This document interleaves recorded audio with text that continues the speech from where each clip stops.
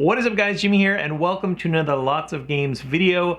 Today I'm going over with you guys the top 25 worst games on the PlayStation 5. So real quick, but while I was doing research for this video, I was at the Metacritic website and I noticed something really cool. So the PS5 of course has been out for over 3 years now, and out of the hundreds and hundreds of games on the PlayStation 5, there are currently over 150 games on the PS5 that have at least an 8.0 out of 10 or higher.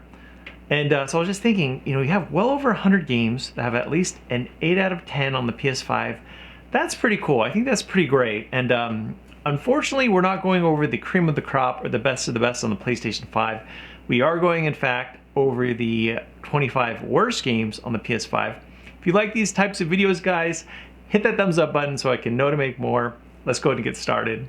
Okay, so first up we have the 25th worst game on the PS5 is Cricket 24, which has a score of 57 out of 100 on Metacritic.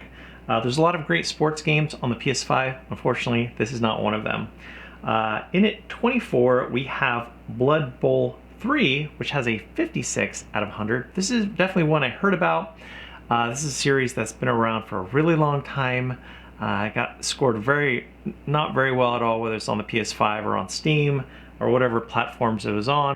Definitely a game that's been struggling with reviewers. In at 23, we have Recompile, which has a score of 56 out of 100. In at 22, here's a big one, it has a 56 out of 100. It's Call of Duty Modern Warfare 3. A lot of people were really frustrated with this game. I'm not sure if this was a $60 recent release. It might have been a $70 full release, with the increase of prices for some of these games. A lot of people were upset because they felt that Modern Warfare 3 felt more like a DLC add-on and an unfinished game. So to spend that amount of money for, of course, Call of Duty is a big deal. If they continue to do things like this in the coming years, the masses are going to stop buying the game. So we'll wait and see what Call of Duty will be for 2024 and 2025.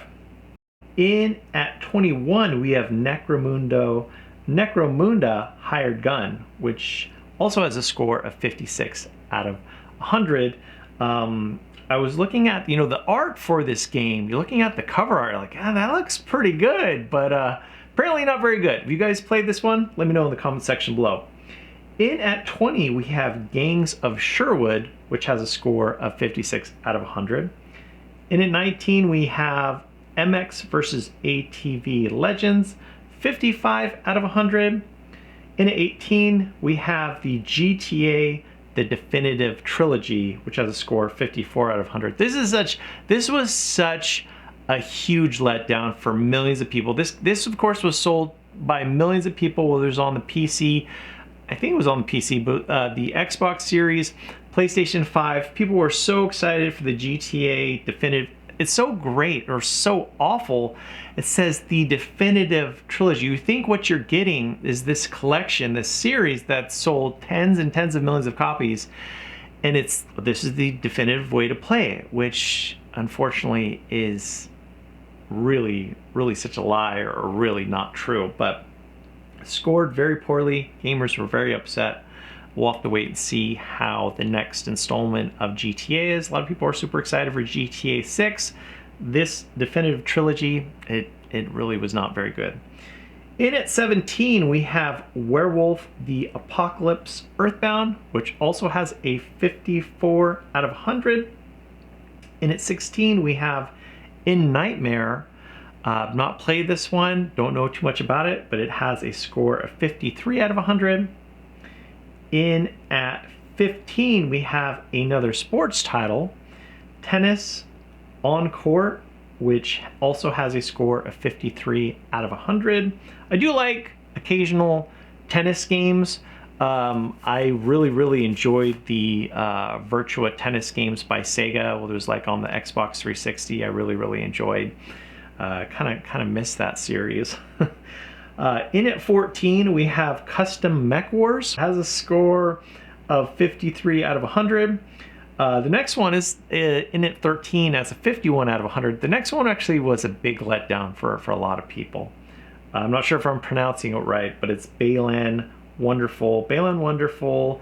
Apparently the developers for this game were like legendary developers and just did some amazing games. I believe they were games published by Sega. Some of them were, I believe, but this one was a big letdown for a lot of people, unfortunately, because some of the games that these guys had worked on were amazing, and then this game came out and was just a huge letdown. At number 12, we have Silent Hill: The Short Message, which has a score of 51 out of 100. In at 11, we have Zorro: The Chronicles, which has a score of 49 out of 100. Out of all the games in this list, the cover art for this title is, I mean, you don't even have to play the game. You look at, of course, don't judge a book or a game by its cover sometimes, but that cover reeks of cheapness, unfortunately.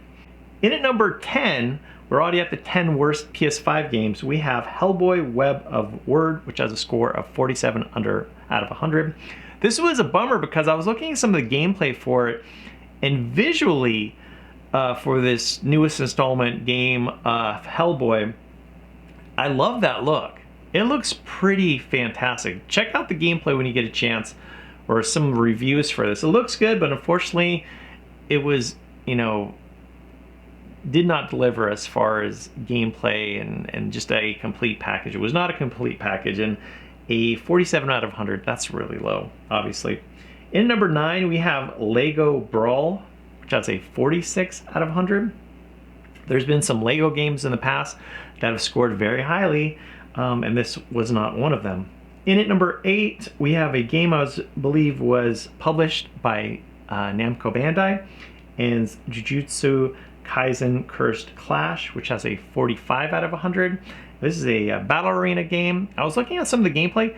It looks fun, but apparently with reviewers got to put some time on it, and pretty much the consensus for most of the reviewers was there's a lot of shortcomings with this title, unfortunately. In at 7, we have Crime Boss Rockay City, which has a 43 out of 100. When I saw this, I'm like, are they, with the Rockay City, are they trying to kind of play off Rockstar and GTA? I don't know. I was just, maybe that's a stretch for me. In at 6, bummed about this one. I did not buy it, but Babylon's Fall has a 41 out of 100. So Babylon's Fall, of course, was a game, I believe there's an online component, or it could only be online, and it was brought to us by the folks at Platinum Games. Platinum Games is kind of weird because sometimes they have some of the most amazing experiences. Some of my favorite games of all time have been from Platinum. And then sometimes they really struggle to release something of quality like Babylon's Fall. Big, huge letdown for that one. In at number 5, we have Quantum Error, which has a 40 out of 100. In at 4, we have Flashback 2, which has a 36 out of 100.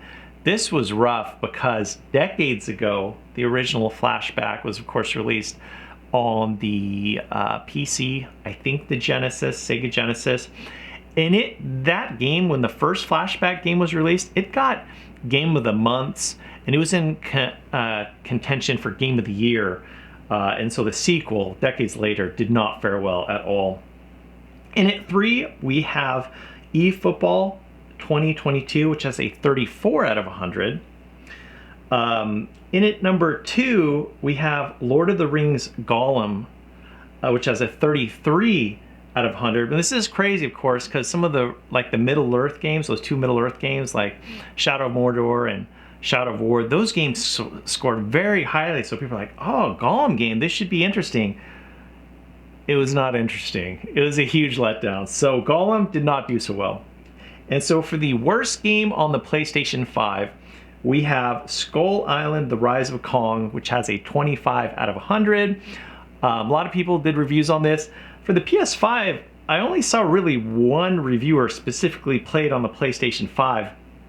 But the crazy thing is, with such a low score, with so many reviewers from other platforms, it's crazy because I went to the PlayStation Store, PlayStation Network, and this game, I believe on the PS5, I think is still around $50. And there's over 50 gamers that reviewed it. It has on average 3 out of 5 stars, which I was surprised at. It got at least 3 out of 5 stars. Or maybe that was the collection that I watched. But yeah, Skull Island, The Rise of Kong, apparently the worst game on the PlayStation 5. So there you go, guys, the worst game on the PlayStation 5. Which games of this list have you guys played? Let me know in the comment section below. As always, guys, thanks so much for watching. I'll talk to you later.